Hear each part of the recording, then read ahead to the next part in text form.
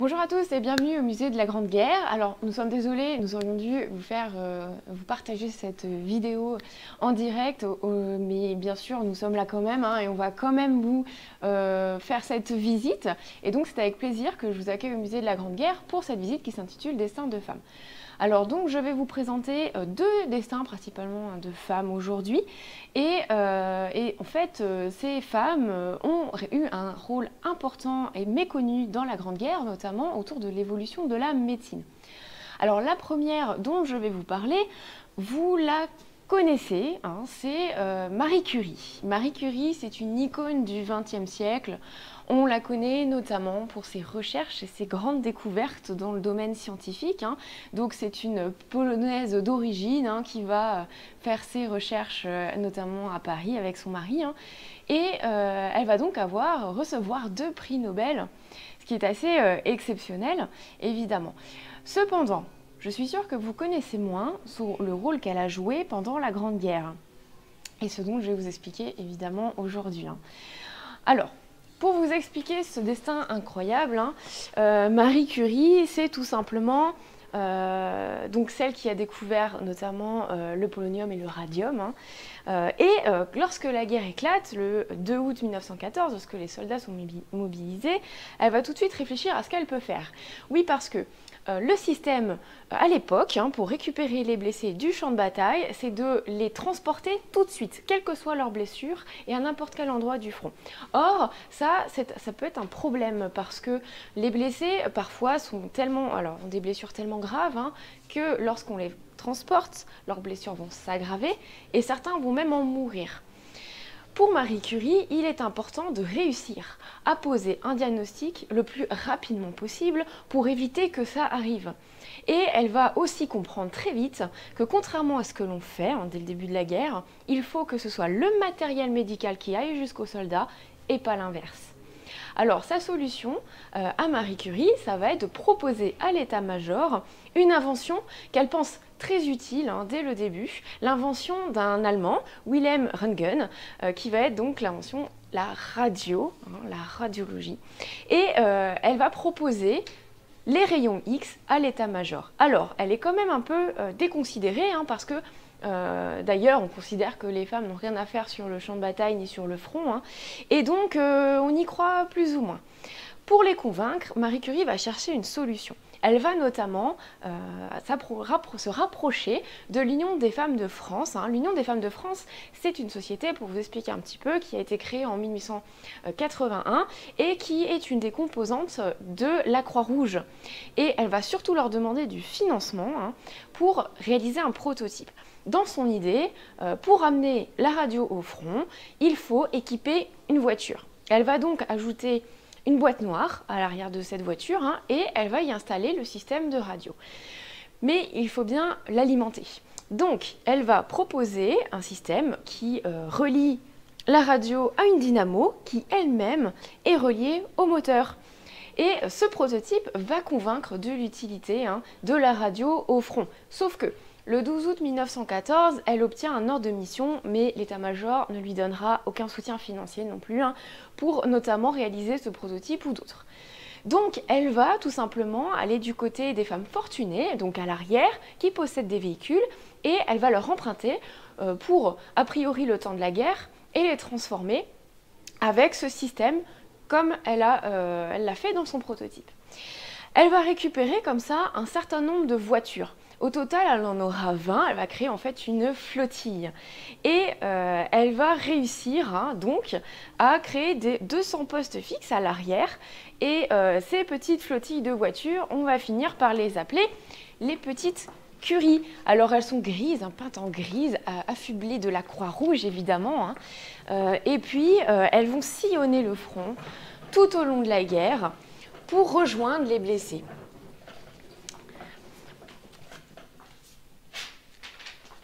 Alors, effectivement, la radio va être très utile, notamment pour tous les chirurgiens, les médecins qui vont pouvoir poser un diagnostic rapide. Il faut savoir qu'à chaque petite curie, on doit avoir du personnel qualifié, notamment un médecin, notamment un manipulateur et puis aussi le chauffeur. Tous seront mobilisés, hein, ce ne sont pas des soldats forcément. Et pourquoi la radio, les rayons X sont-ils aussi importants? Notamment à cause de ça. Alors, ce que je vous montre, hein, c'est un éclat d'obus. Vous pouvez en voir quelques-uns au musée, on en a dans nos collections. Ces éclats d'obus vont être la cause de nombre de blessures et de blessures graves. Le problème, c'est qu'à chaque fois, quasiment à chaque fois, hein, ça broie des membres. Totalement. Si on n'arrive pas à trouver l'éclat d'obus, si on ne sait pas où il se trouve, si on ne sait pas comment le retirer, on est quasiment certain d'arriver à l'amputation. Sauf que l'amputation, c'est assez dramatique en fait, hein, puisque ce sont des soldats qui vont repartir avec des blessures graves. Imaginez bien que ce n'est pas une armée de métier en plus, hein, donc quand ils sont partis, ils avaient un métier qu'ils reprendront en revenant. Sauf que ce n'est pas forcément possible. Si l'on regarde les prothèses que l'on a, hein, ça nous montre bien l'étendue de la catastrophe pour ces soldats. Vous avez notamment ceux qui se trouvent de ce côté-ci, qui date plutôt de 1914. Hein. Regardez, à la place de la main, à l'époque, on remplace par un crochet. D'ailleurs, les prothèses vont aussi évoluer. Hein. Vous voyez qu'en face, on a plutôt une main qui ressemble plus à une main, qui date plutôt de la fin de la guerre. Alors attention, hein, c'est une main de bois, de métal, c'est pas forcément très agréable. On n'a pas exactement les mêmes gestes qu'avec une vraie main, hein. C'est tout de même mieux. Et alors, cette évolution, hein, nous montre à quel point c'est important et forcément, la radio va l'être tout autant, surtout si on peut éviter des amputations. Les petites curies, le système de radio va éviter des milliers d'amputations. Hein. En tout, il y aura environ 1 500 000 radios faites pendant la guerre, radios de blessures. Hein. Alors, suite à ça, évidemment, Marie Curie a fait ses preuves hein, avec son système et on va donc lui consacrer un service, le service radiologique de l'armée. Hein. Les services radiologiques de l'armée, c'est l'état-major qui crée ces services et on va bien évidemment demander à Marie Curie d'en être à la tête. Alors Marie Curie, derrière tout ça, elle explique donc qu'il faut former des manipulateurs. L'armée va créer une école de manipulateurs. Marie Curie, en revanche, elle préférera créer sa propre école de manipulatrices. Elle va former des infirmières, notamment de la Croix-Rouge, hein, à manipuler le système radiologique, mais pas seulement. Elle leur inculque aussi des notions de mathématiques, d'anatomie, parce que pour elle, ce qui est important, c'est de pouvoir diagnostiquer, pas seulement savoir l'utiliser. Elle va réussir à former environ 150 jeunes femmes, hein, jeunes infirmières, qui vont sillonner le front avec elle. Et parmi elles se trouve Irène, sa fille âgée de 16-17 ans à ce moment-là. Il faut savoir aussi qu'elle va former dans une école, son école de manipulatrice, d'ailleurs qu'elle va appeler Edith Cavell, du nom de l'infirmière qui a été un symbole de résistance, qui a été exécutée par les Allemands, hein, dont d'ailleurs on vous a parlé dans une précédente visite. Elle va former ses infirmières, mais pas que. Hein. Toutes les petites curies vont passer entre ses mains. C'est elle qui va se charger à chaque fois d'obtenir des laissez-passer, des autorisations auprès des bureaucrates, des récalcitrants aussi, hein, de tous ceux qu'il faut aller voir pour pouvoir continuer de passer sur le front. Alors c'est pour elle, cet exploit hein, de ramener la radio au front, c'est une double victoire. La première, évidemment, elle a réussi à aider des blessés, mais la deuxième, c'est qu'elle a démocratisé ce système de radio qui va aussi être petit à petit instauré dans le civil en fait. Hein. La preuve, on l'utilise toujours aujourd'hui. Alors, il faut savoir également que dès 1915, l'état-major va créer aussi des services comme elle, hein, mobiles, sur le front. Au sein des ambulances, alors attention, les ambulances, pas comme aujourd'hui les nôtres d'ambulances, hein, celles qui sont mobiles, les ambulances à l'époque, ce sont des baraquements. On va accueillir les blessés, les soigner, il y a des baraques pour eux, des baraques pour les infirmières, des baraques pour les médecins également. Alors, ils vont apporter à ces ambulances ce qu'on va appeler les autochires. Les autochires, bah, c'est comme les petites curies, en quelque sorte, ce sont des véhicules qui vont pouvoir aller vers les blessés, les ramener, les transporter. Évidemment, on va pouvoir aussi y fixer des systèmes de radio, par exemple. Hein. Alors du coup, c'est une réorganisation totale que l'on peut voir pendant la Grande Guerre, hein, de tout ce qui va être soins auprès des blessés. Et je vais finir ce destin en vous citant Marie Curie elle-même, hein, et vous allez voir que cette citation nous montre son implication, sa force de caractère aussi, hein, et la façon dont elle a voulu, où elle a eu la volonté de participer à cette guerre et à cet effort de guerre. Donc elle dit, dans son livre La radiologie et la guerre en 1921, « Ayant voulu, comme tant d'autres, me mettre au service de la défense nationale dans les années que nous venons de traverser, je me suis aussitôt orientée du côté de la radiologie. » Alors, malgré tout, quelques femmes hein, comme elle vont essayer tenter de changer les choses, hein, d'opérer des révolutions sur le front, parce qu'elles en ont les compétences. Et notamment, je vais vous parler maintenant de la deuxième femme dont je voulais vous parler aujourd'hui, qui est Nicole Girard-Mangin. Alors, Nicole Girard-Mangin, ça a été une femme médecin, mais c'est surtout la première femme médecin militaire qui a notamment été médecin au front en France.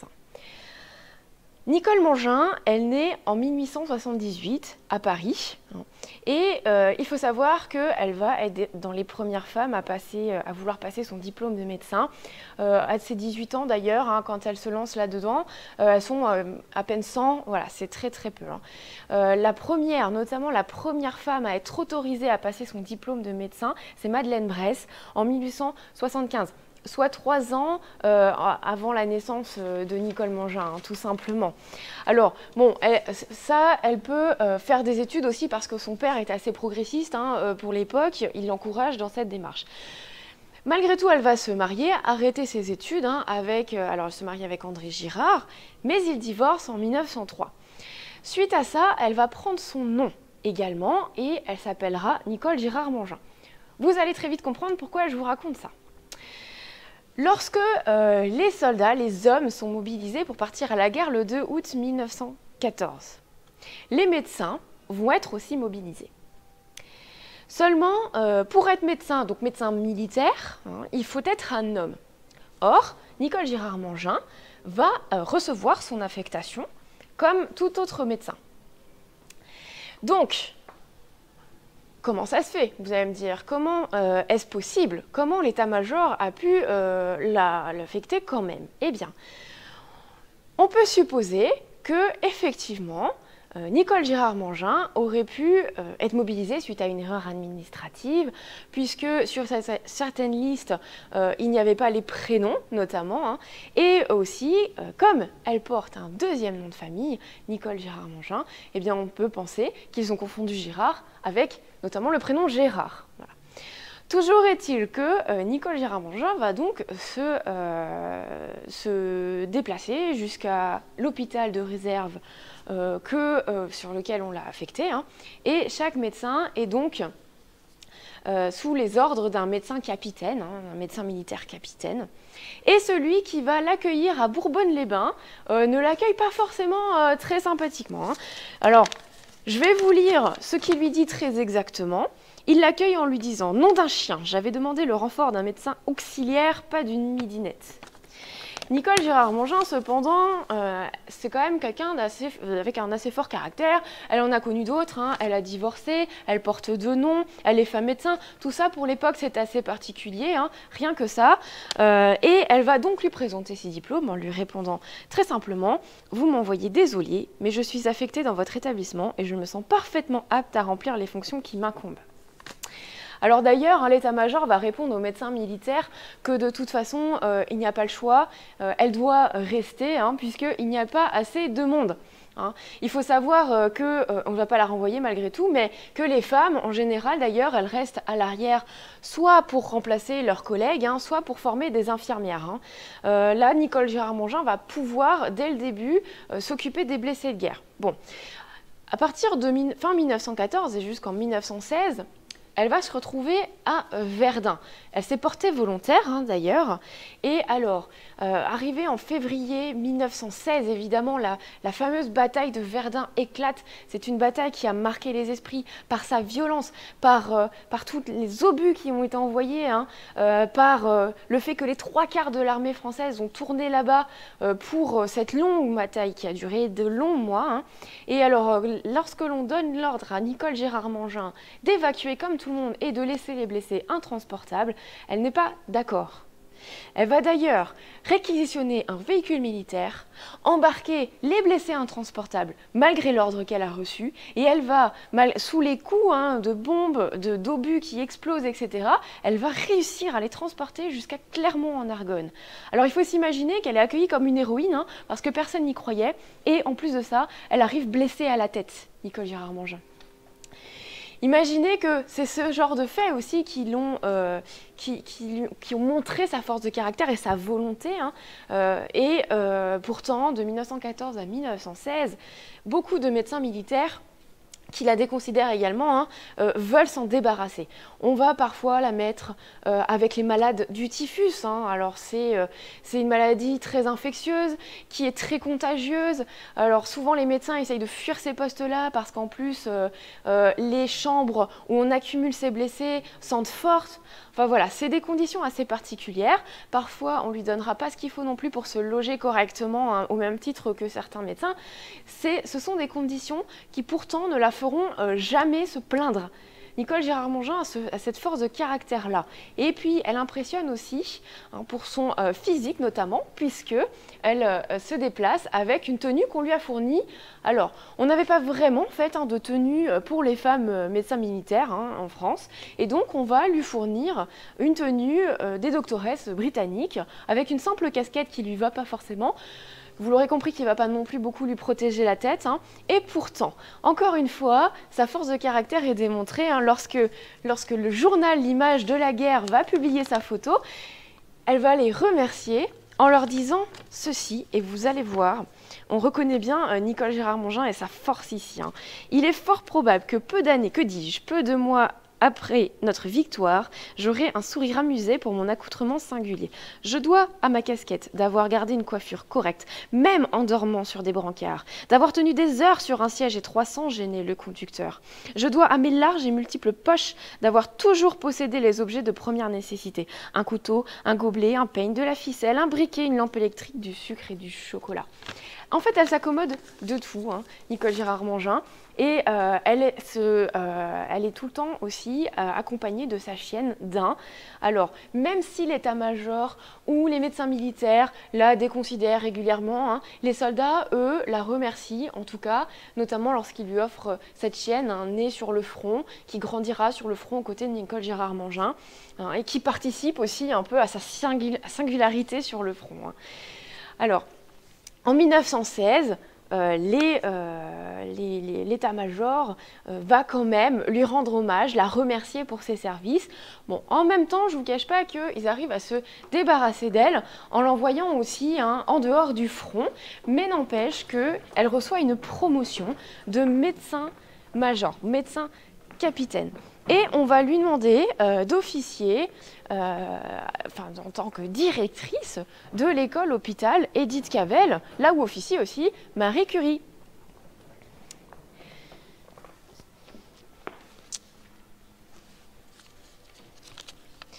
Alors,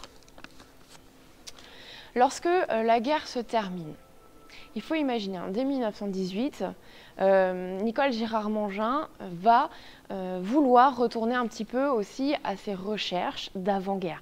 C'est-à-dire, avant-guerre, elle a passé sa thèse notamment sur les poisons cancéreux, sur la tuberculose. Elle était même une référence en la matière. À la fin de la guerre, elle va notamment participer à la création de la Ligue contre le cancer. Mais elle va aussi participer avec la Croix-Rouge à de multiples conférences données sur les blessures de guerre notamment. D'ailleurs, elle se prépare, aux alentours de mai 1919, elle se prépare à faire une tournée à l'international. Malheureusement, le 6 juin 1919, on la retrouve morte à son domicile, accompagnée de flacons et de boîtes de médicaments vides. Alors, on n'a pas de traces certaines qui expliquent son geste, mais on peut toutefois évoquer plusieurs hypothèses. Une dépression peut-être liée à des traumatismes de guerre, puisqu'elle a vécu des choses terribles aussi sur le front comme tous les autres. Et puis, il y a aussi une autre raison probable, la découverte récente de son cancer, qui aurait pu être compliquée à apprendre pour elle, puisqu'elle a travaillé, elle a voué sa vie de médecin à ces cancers, ces poisons cancéreux. En attendant, il faut s'imaginer que malheureusement, elle n'a jamais été récompensée par l'état-major, par les médecins militaires, par les services de santé. Hein. Notamment à sa mort, ils ne l'ont pas forcément... ils n'ont rien fait de supplémentaire. Hein. Seulement, malgré tout, les soldats, eux, hein, qui toujours ne l'ont pas oublié et à qui elle a rendu de grands services aussi, hein, de qui elle s'est occupée tout au long de la guerre, lui ont quand même offert une plaque sur laquelle était écrit 1914-1916, ceux qui lui doivent la santé, qui lui doivent la vie, qui lui doivent l'honneur. C'est sur du coup cette citation que va s'achever cette visite. Alors comme ce n'est pas tout à fait prévu comme au début, hein, vous pouvez tout de même poser vos questions, on y répondra hein, également. En attendant, je vous souhaite un bon après-midi et puis je vous dis à très vite pour une nouvelle visite.